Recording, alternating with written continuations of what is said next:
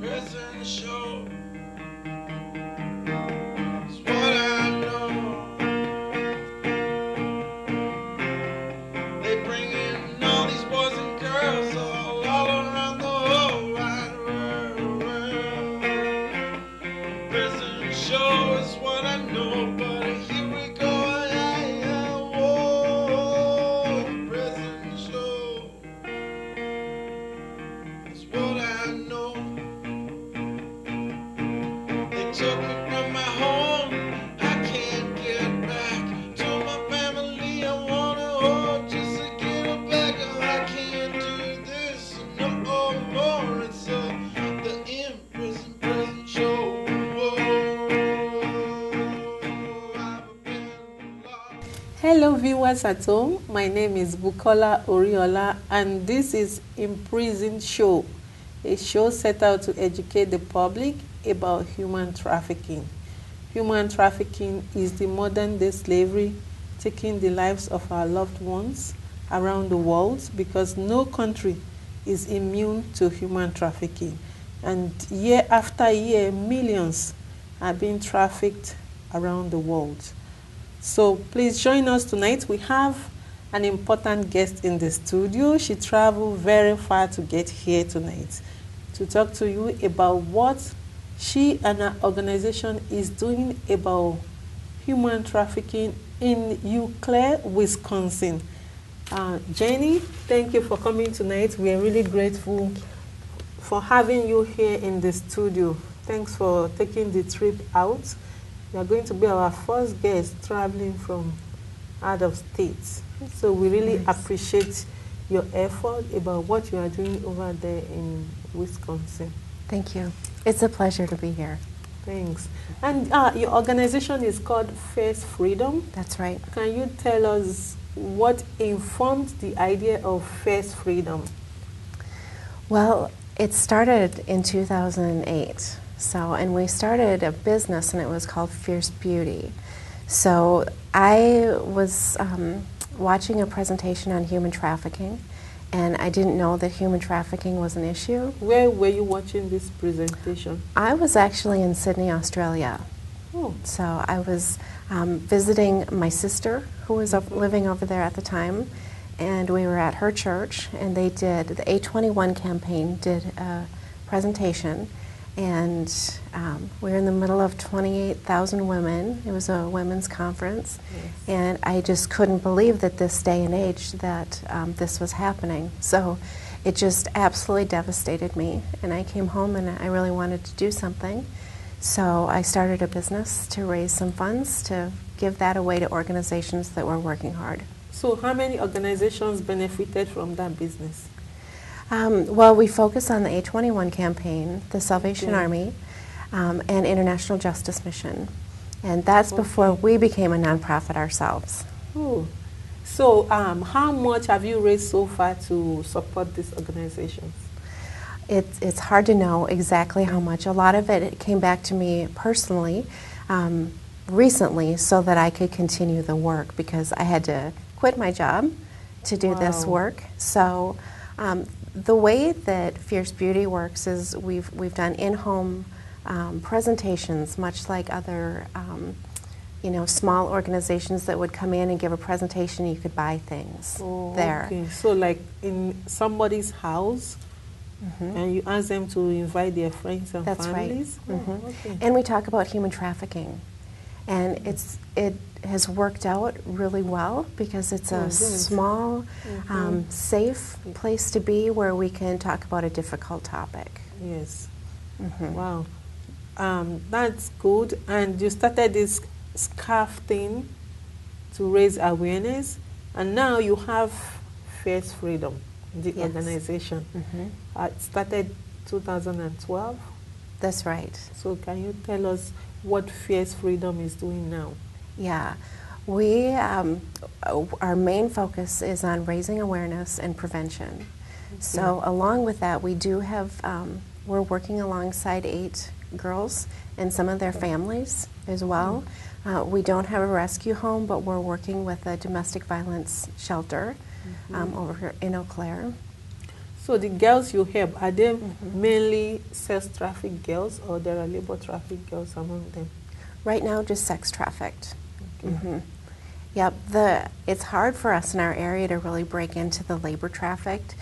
We know that they're there, but it's such a rural area. I think it'll just take a little bit more time with building some more relationships. Yes, because for labor traffic, some victims might be even in the houses, could be a neighbor. So are you making any effort to kind of give a message out there for people to watch out in their neighborhoods? We've done a lot of media. This is new to Western Wisconsin. The idea of it to the media, even to the law enforcement, it seems like we're not talking about it as much as you are here in Minnesota. So we do what we can. We go into schools when we can, and we talk to our young people. A lot of college campuses, we talk about what it looks like right here, and not necessarily what it looks like over, say, in Cambodia or Thailand.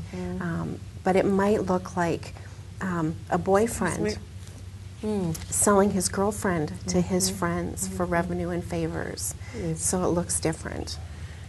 And something struck me on your website. You said that you were inspired by the 13th Amendment of the United States Constitution, which says, neither slave nor involuntary servitude except as a punishment for crime, whereof the party shall have been duly convicted, shall exist within the United States or any place subject to their durisdiction. Can you tell us more about that? Right. Well, this was the 13th Amendment, which was established when during the Civil War, when President Abraham Lincoln was in office, and when we really established that slavery would be abolished. So that was the 13th Amendment. And the sad thing is that there are more slaves today than there ever has been in history. And can you tell the viewers why that is? Well, first of all, there's more people on the earth than there ever have been in history. But another piece of it is that this is what we've learned from International Justice Mission and some other organizations, that way back 200 years ago, when there was slavery, especially in the South, it was a major financial investment to purchase a slave. Upwards of $400,000 in today's equivalent. Yes. Today, you can easily purchase, mostly girls, but some boys, for right around $40.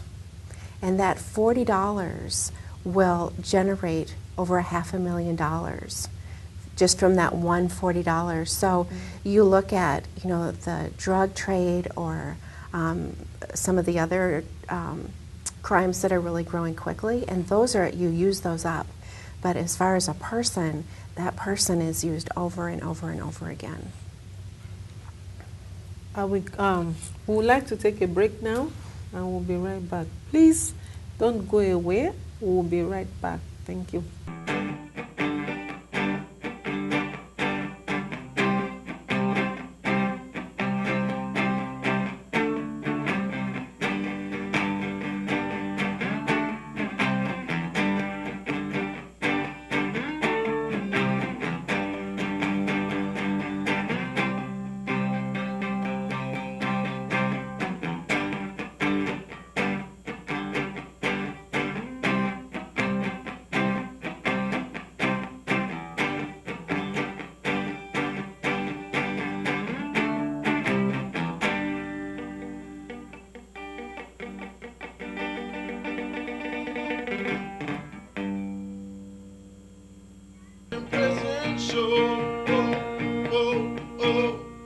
Thank you for staying with us tonight. If you are just joining us, this is Imprisoned Show, and we have a great guest in the studio, Jenny Almquist from Wisconsin. She is the founder of Fierce Freedom, an organization focusing on educating the people over there in Wisconsin about human trafficking and helping survivors. Jenny, before we left, I was going to ask you about your mission, because your mission kind of focuses on educating. And now I'm glad you said you are already working with some survivors. What kind of services do you provide to these survivors? Well, like I said, we don't have a rescue home at this point. We wanted to, and I feel like we got a little sidelined with that, maybe.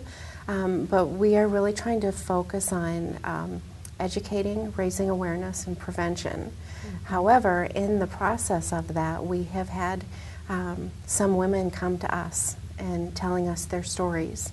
And so what we have offered them was to help them with some of their immediate needs that they had, emotional support, spiritual support. Oftentimes their families need help and support as well to figure out this very complicated issue. So we do have two advocates. One of them is a survivor advocate. And so they help us with, we work alongside the Bolton Refuge House, which is a domestic violence refuge house. So they... In Eau Claire? In Eau Claire, yes.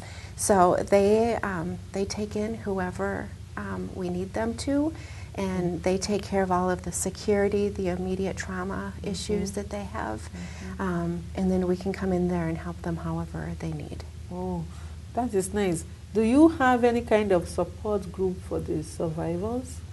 Next month we have a group called a Circle Group that one of our survivor advocates will be leading. And so it's a group from the community. It's open to the community. And so it can be survivors, it can be family members, it could be an offender, hopefully law enforcement, just coming from all different angles of the issue, talking and working it out together. Oh, okay. Do you have or partner with the National Human Trafficking Resource Center? We are not partnered with them at the moment.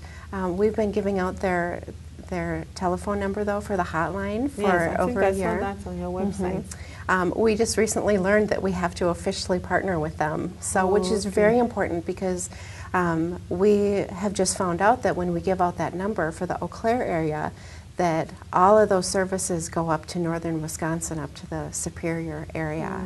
So not even over here, which is so much closer in Minneapolis, but that will be happening soon. Okay, good. And for those victims that come to you by themselves, that is really good to know that victims can identify themselves and come up to you. So like when they come in, do they call or they just show up at the door? They just show up. One of the girls, she's 19 years old, and she's our good friend. And when we first met her, she had just gotten out of jail. And it's a little different in Wisconsin because we're working hard on the laws, but we're not there yet. And Wisconsin is right in between Minnesota and Illinois, and both states are about 10 years ahead of us in our laws. So she could not, she could only be arrested for prostitution, so she would only be seen as a criminal and not a victim. We do not have safe harbor laws in place yet. We are working, that's one of the things. Minnesota just passed the safe harbor law too. It's been like that in Minnesota until recently, you know, that the things are changing. So in terms of the Wisconsin state law, what would you want to see change in that law, and what would be your recommendation? Well, right now the piece that is trying to get pushed through legislation is to expunge the records of these people who have been charged. However, we feel like there really needs to be safe harbor laws in place before that happens, because or both at the same time if possible, but there's no reason really to expunge the record when we keep giving the record. They are charged with it, so really that should be in place first. And we, as an organization, are a part of a consortium with the Department of Justice in Madison, down at the Capitol. Okay, so you are working with the Justice Department to make that happen. Right. We are proposing, we have people who work with the governor's office who actually write legislation. Okay. And we've been working hard and fast, meeting up with our legislators and talking to them as well. Oh, good. And do you see this happening in the nearest future, or how soon do you see this coming to pass? Well, it's now they've been on break for the summer, and they're coming back in the next couple weeks.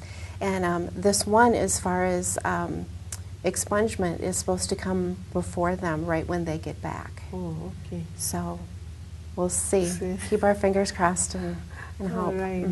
Thank you so much for the tips and the highlights we've been getting from you. We'll be right back after the break.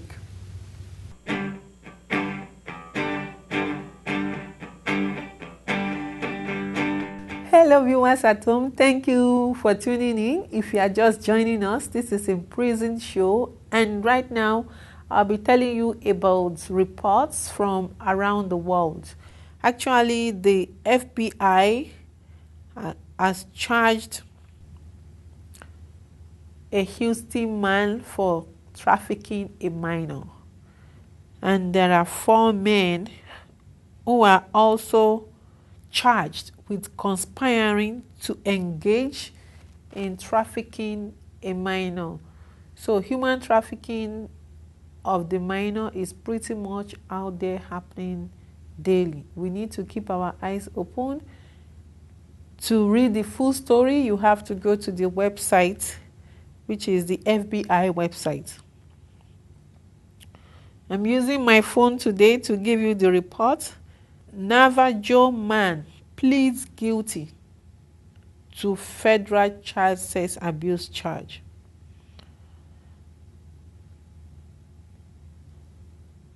And then I'm going to go to Facebook to get some reports for you also. There are different organizations right now on Facebook creating awareness about human trafficking. One of them that really interests me to bring to you today is called United Front Against Human Trafficking. What they do mainly is grab, reports from all around the world on the internet and post on Facebook to educate and show you human trafficking is happening at different places. And I'm going to be reading a few of those for you. There is a 30-day sentence for Montana child rapist. Oh, wow, that one was even, it sparks a protest. So you might want to go to Facebook and search for the word United Front Against Human Trafficking to read the full story. There is human trafficking going on in Tanzania. This is actually labor. Children risk their lives in Tanzania's gold mines to help their families. So that is child labor. And Egypt's chaos fuels African human trafficking. And what I see here from the picture posted on the site is looking like the trafficking of human organ and body parts. If you go to Facebook, you will be able to click the link to read the full story. So I encourage you to go online and search and see what is happening about human trafficking reports. You will find out that there is a lot going on every day about human trafficking. There are several reports, and this particular organization, United Front Against Human Trafficking, is really keeping us posted on Facebook about the various kinds of trafficking going on around the world. These are the reports I have for you today.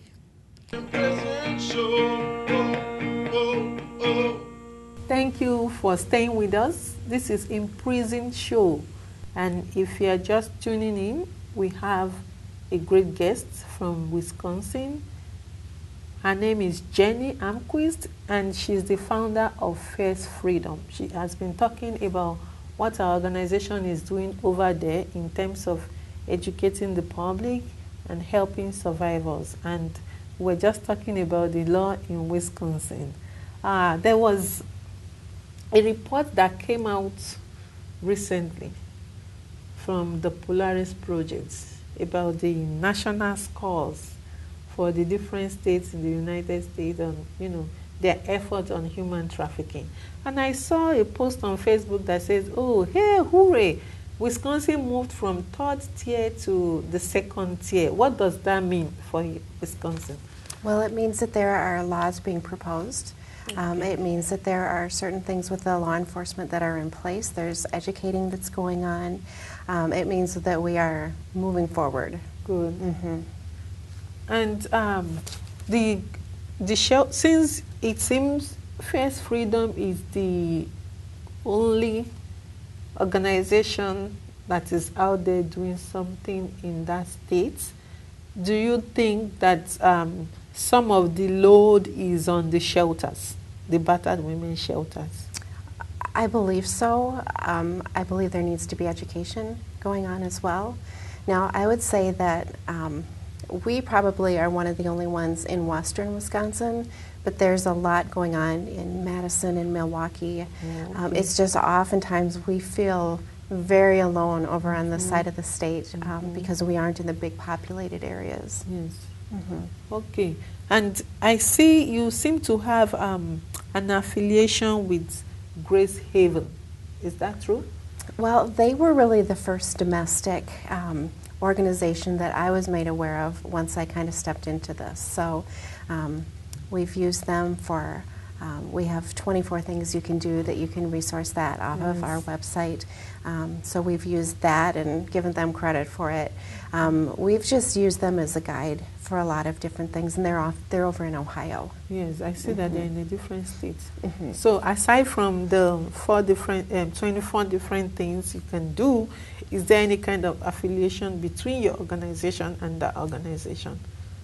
Of Grace Haven? Is there there any other, working together happening between the two organizations? No, there isn't. We, in the beginning, we did give to them financially. They're a house, and it really is a rescue home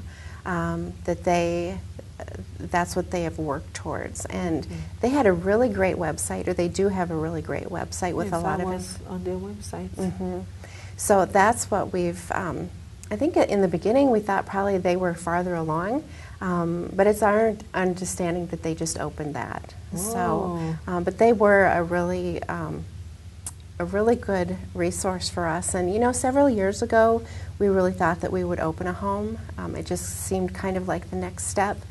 But once we were able to work with these other shelters, and they already have wonderful things in place as far as even with the security, the trauma care, and all of that, we really want to focus on the raising awareness and prevention piece of it. So in the nearest future, you don't plan to expand to be having rescue homes specifically for victims of trafficking? We would love to in the future. I can see what we would have would be a transitional home. I would really like to see like the Bolton Refuge House, the domestic violence. I would like for them to really care for these people the way that they really know how to. And then I would like to receive these people as they're coming out, helping them to get the care after the trauma, after they've gone through all of that, because these people really know what they're doing. And we can help get them back into the community and write resumes and help them buy appropriate clothing and the things that they need. Oh, that is good. So would you say that you will be working towards helping them career-wise? And that's what we're doing right now, too.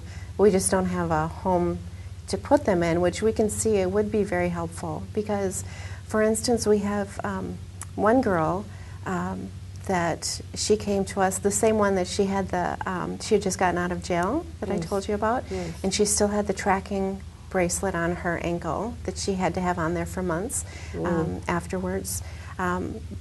But in Wisconsin, she was prosecuted with a felony, and she has been unable to get a job because she has prostitution on her record. And so the only thing that she's been able to, the only job she's been able to get is in the strip clubs. So she's dancing right now. And just talking to her, she really tried to convince me that this is such a better life for her, because apparently it's not as dangerous. However, we just know that that's not the best choice for her. Exactly. So if she had a place to go that would meet her basic needs, food, shelter, and care, she would not have to go stripping. Yes, and I think that's where the problem lies for those who are victims of sex trafficking. They are tagged as prostitutes, and they put felony on their record, stopping them from moving forward. Right. So in that case, if she were to go back to school, will it change things, or will it help in any way? I believe that it would, and I think that things are really changing for the better. I believe that it's a lot in her mindset, that she probably thinks that it won't change. But that's part of it, to get her out of her atmosphere that she's in right now and surrounded by positive people. Yes, and victims always suffer trauma, and everybody healing process is different, one person to another. Some people will heal quickly, others will take a long time to heal. So do you have any plan to have your own kind of therapy sessions for those kind of people, especially like this girl who wants to be able to get back into the community and do something, but she keeps getting blocked from taking the next step forward, and she had to go back this, way.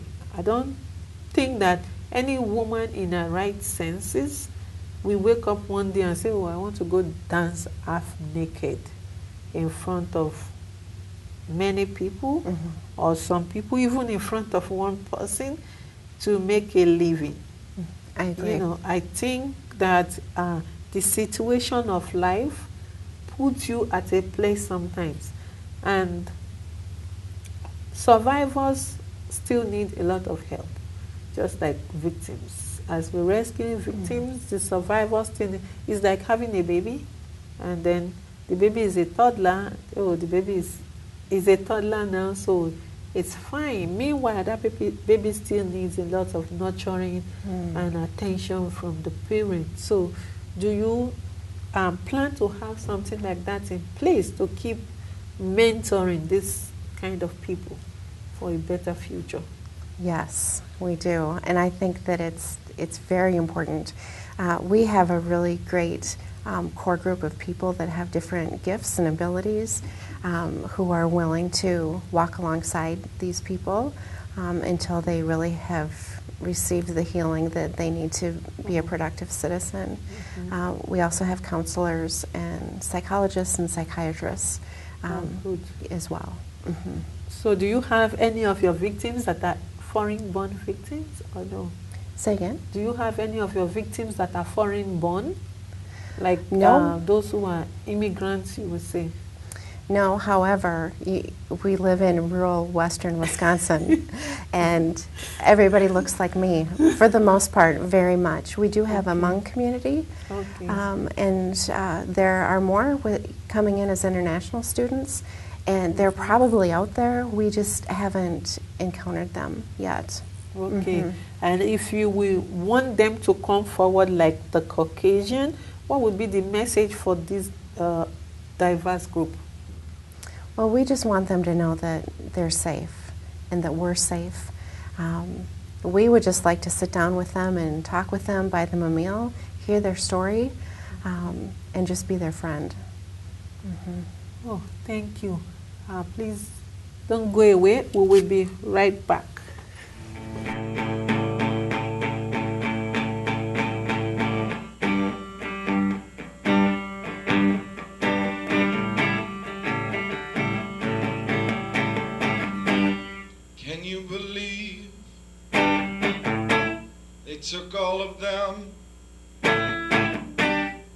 all these kids just for the wants and the needs. I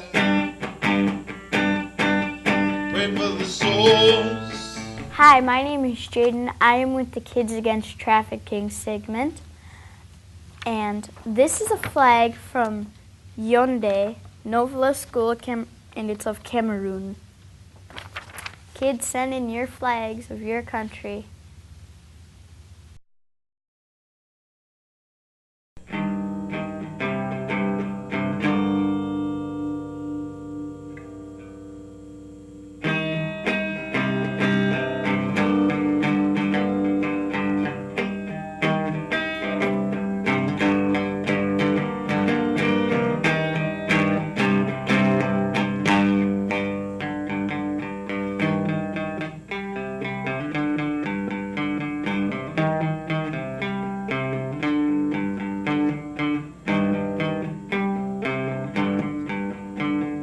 Help me out. They took me away from my life, my family. I'm stuck as a slave in the dust of everything I've ever known in my life.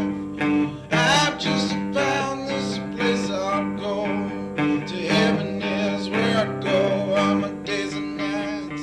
Help me get out of this place I live. I can't be here anymore.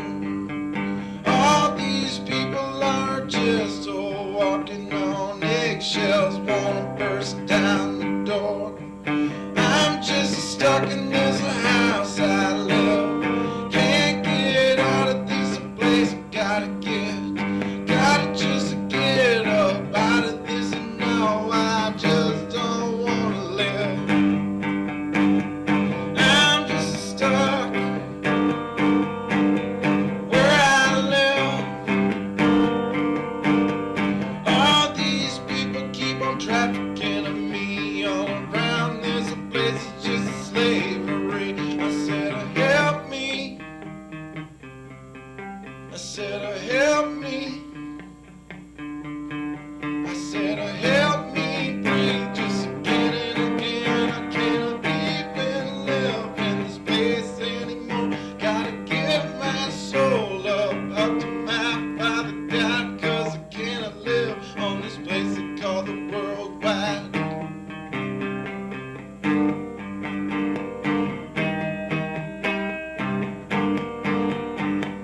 I can't believe in this whole little world that we are trafficking of boys and of girls. All these are things just going on. I just look up to the sky and pray that's what I'm doing. Can't live in this place anymore. I live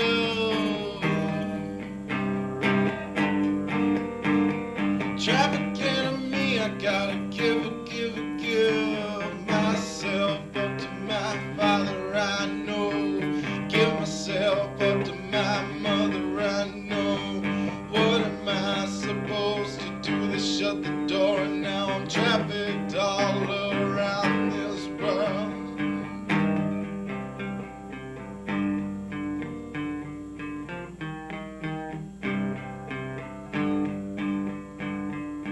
Can you believe that they took me from home?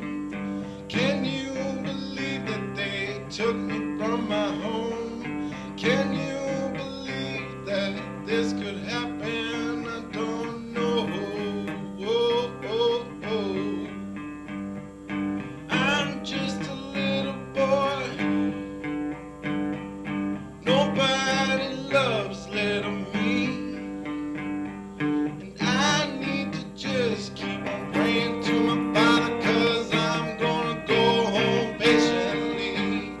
I'm not gonna live in this world. You can't get me on this little world.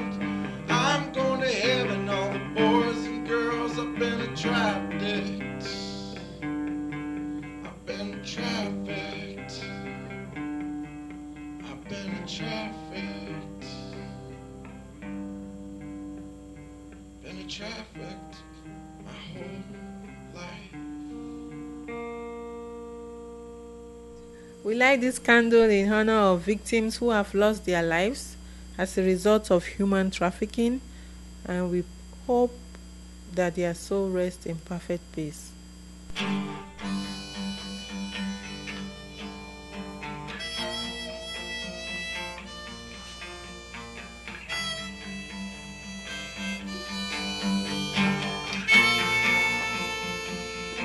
Imprisoned show. Oh, oh, oh. Welcome back. This is Imprisoned Show, and tonight we have a great guest. Her name is Jenny Almquist from First Freedom in Wisconsin. It's an organization that is focusing on awareness and also working with survivors of human trafficking. Jenny, I was thinking about, your scarf thing. You are using the scarf to raise awareness and at the same time using it to help organizations working with victims of human trafficking. Does that scarf symbolizes anything that we need to know? You know, it didn't in the beginning. It was just a great idea that I felt like, just to be honest with you, when I was praying and really seeking for direction, that's, in my faith, I believe that that's where the idea came from. And honestly, I wonder how in the world can this work? It's just a scarf. But I believe that there's a piece of that I just keep thinking about, the power of a scarf. And there's a movie that has been out called Not Today, and it was in the Twin Cities. We had it over in Eau Claire. And when we were talking to the producer of the movie, we were doing an interview, and he talked about how when they went, it was filmed in India, and when they would go in, that they would see these girls in these rooms that were covered with not even a blanket, but what looked more like a scarf. And to me, it was just really powerful because it seems like that helps us to tell the story, and it's more special, when we're wearing the scarves, and people will always ask, where did you get your scarf? I mean, we as women love that, and then we can talk about that, I bought it from this organization that is doing this work. So it seems to be a safe platform. So do you have the scarf in different colors or just one color? On our website for our store for Fierce Beauty, it's fiercebeauty.net, and we have a store on there. And we usually try to keep about 20 different styles of scarves. In different colors or one color? Different colors, different styles. Just because we're women and we can't have enough scarves, it seems like. Definitely. Yeah. Yes. Oh, thanks. If people want to reach you, how would they reach you? They can go to fiercefreedom.org, and our phone numbers and emails, everything is on there. We'll put that on the screen for you. And then, do you do any, apart from the home visit you do you do like training at your office or at a set place for the public? Yes, we do, and actually we're over in Minnesota quite a bit this fall. So if people just really want to check out the website and look on the calendar, you can get more information about what you are doing. Okay. Oh, do you have any more words for people who are out there watching, either as a victim, a survivor, or someone who might know a victim of human trafficking? Yeah, actually, I really would, because a lot of these girls have become very dear to me, and a number of them, very close, very, very dear. And we just really want you to know that there's hope. There is a safe world out there for you, and there's so much more.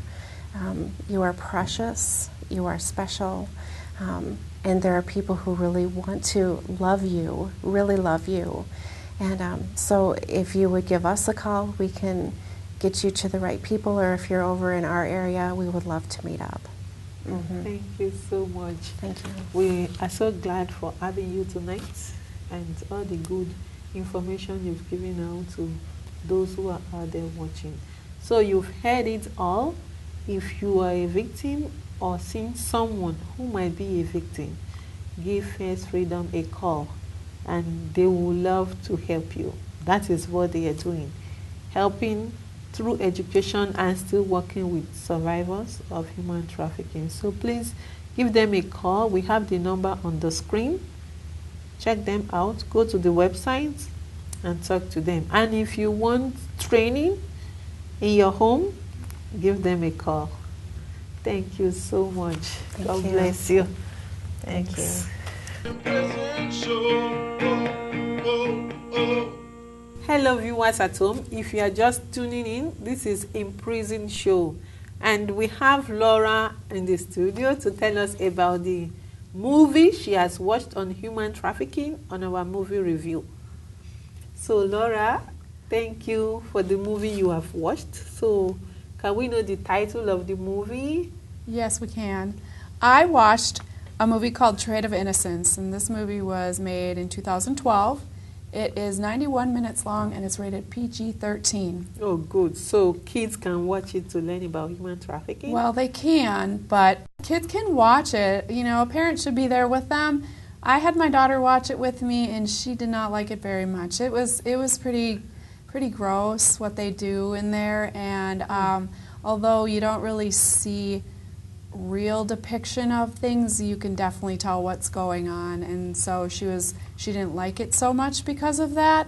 But we did watch it together, and there was enough good things that happened in it and enough good people in it to make it a valuable learning experience for her, for myself, for anyone really. Was it more of sex trafficking or labor or This one was organ not. or all of the above? This one was not about labor trafficking. It was more about sex trafficking. The hero, maybe not the hero, but the male good character, we didn't know for sure at first that he was good because he portrayed his part really well. He was posing as a man who wanted to buy a young girl for sex. He posed as a doctor who wanted to buy somebody, but actually he was trying to stop this problem from happening in the country that this was. And which country was This was that? Cambodia. Okay.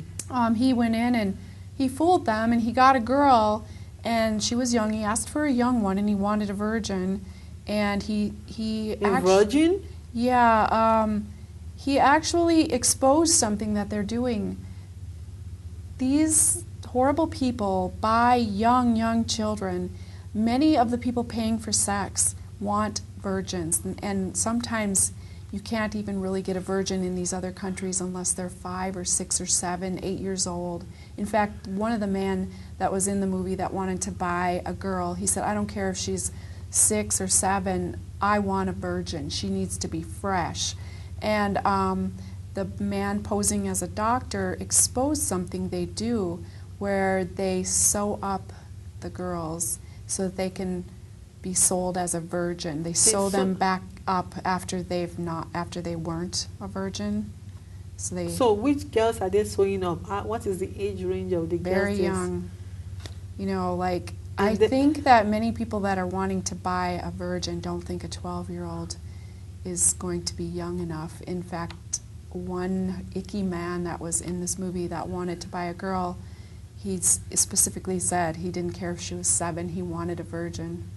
And so, I don't know, and so my daughter and I, as we watched it, we didn't like this man posing as a doctor, but it turned out he was a good person, and he got the girl, and he wanted to save her, and so he got her aside, and all they did was played like a rock, paper, scissors game.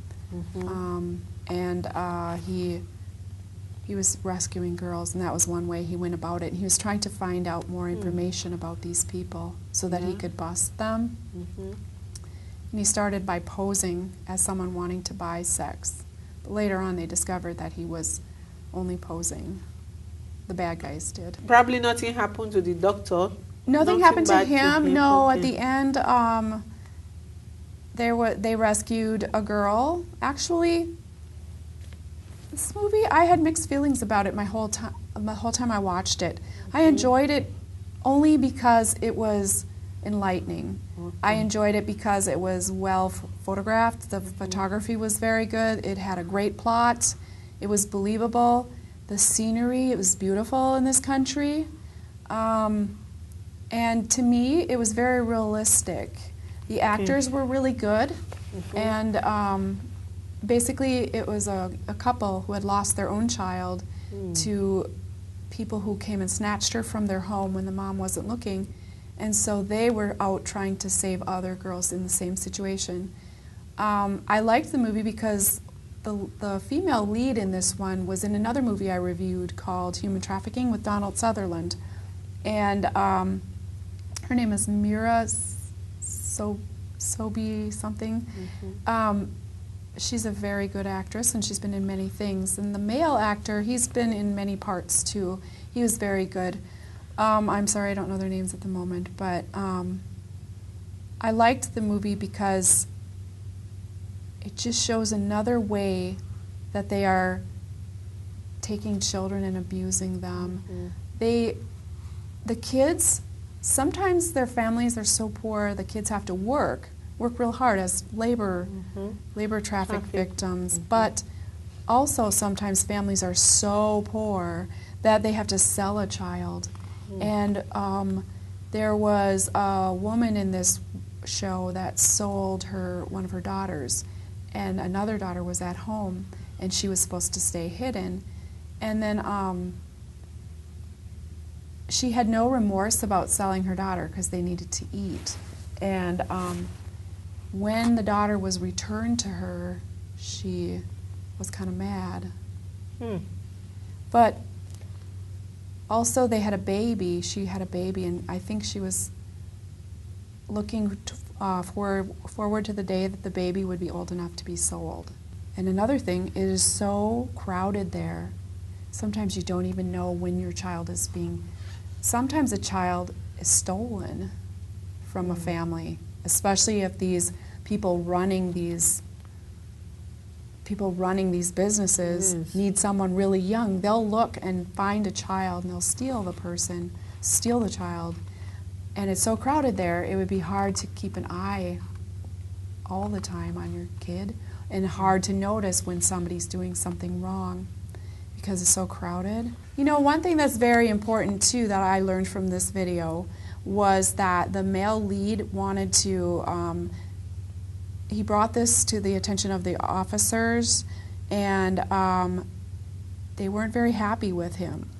And so they weren't going to cooperate with him. They weren't going to help him to bust this crime organization. So does it look like the police is part of the crime? Well, no, but I think what it was that this kind of thing brought revenue to their country. It brought Americans with a lot of money, spending money there. It also helps the families that are really poor and can't eat.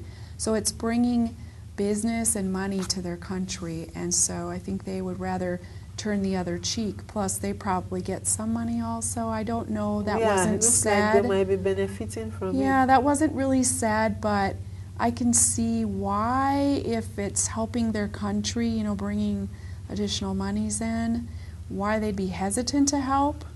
And also the family got really mad when they rescued the daughter that was in this thing because they need the money, and they were afraid, you know, that they were going to be in trouble from the villains, you know. So it's too bad that there's so many levels to this. It's just not an easy thing to change.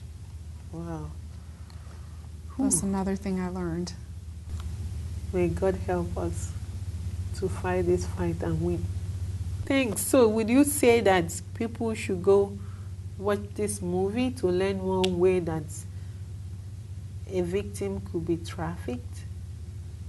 I don't think if you're looking for a lot of action and fun and all that, you should watch the movie.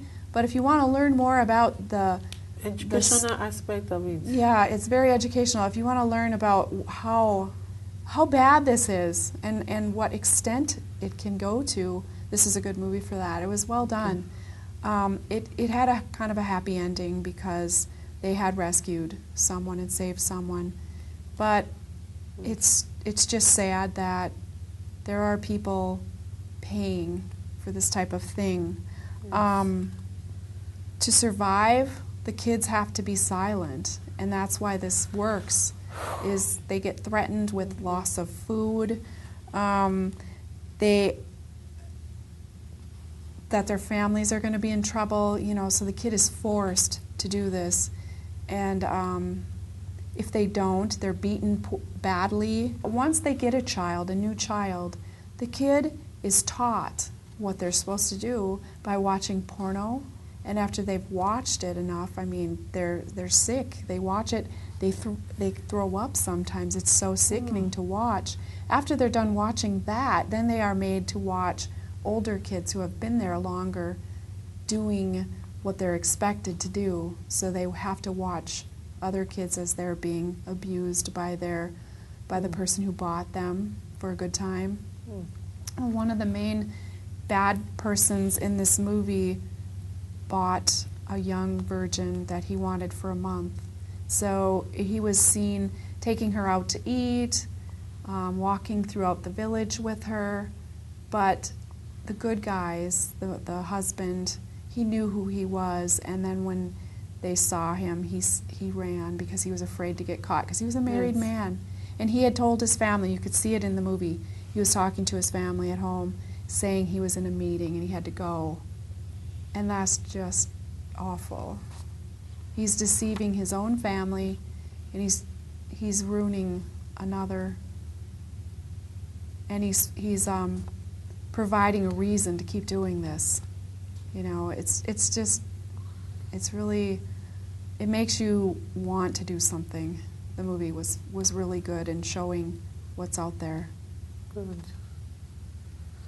Oh, thank you so much. So we'll be looking forward to another movie that you will review next time. But I would like to quickly mention here that last week I was at the U of M to be on a panel to review a movie called Not My Life. It's also on human trafficking, and it features both labor and sex trafficking, and it's a movie I think you should review for this segment. So hopefully we'll be able to get you a copy of the DVD so you can review it. Thank you so much. Yep. Thank you for tuning in tonight. We are very glad that you stayed with us throughout. We hope that you will be back next time. Meanwhile, I would like to encourage you victims and survivors out there that there is help available. If you're a victim, please pick up the phone. If you're in the Eau Claire area or Wisconsin or close to there, you can call Fierce Freedom. If you're organizing an event, you can call Fierce Freedom to educate your people about human trafficking and how it can happen to a loved one.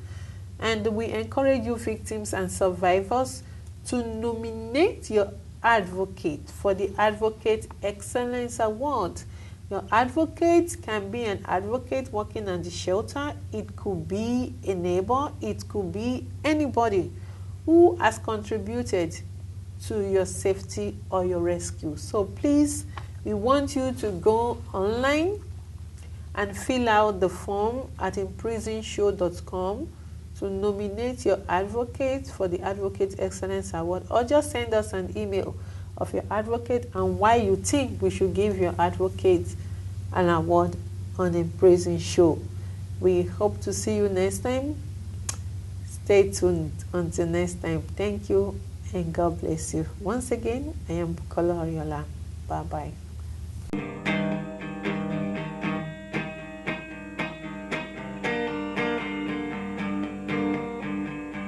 They took me from my home when I was just so young. I don't know who I am. I'm supposed to be your son. All they do is just treat me so bad. I don't know what I'm supposed to do. I wanna live my life and live it forever, but they keep on bringing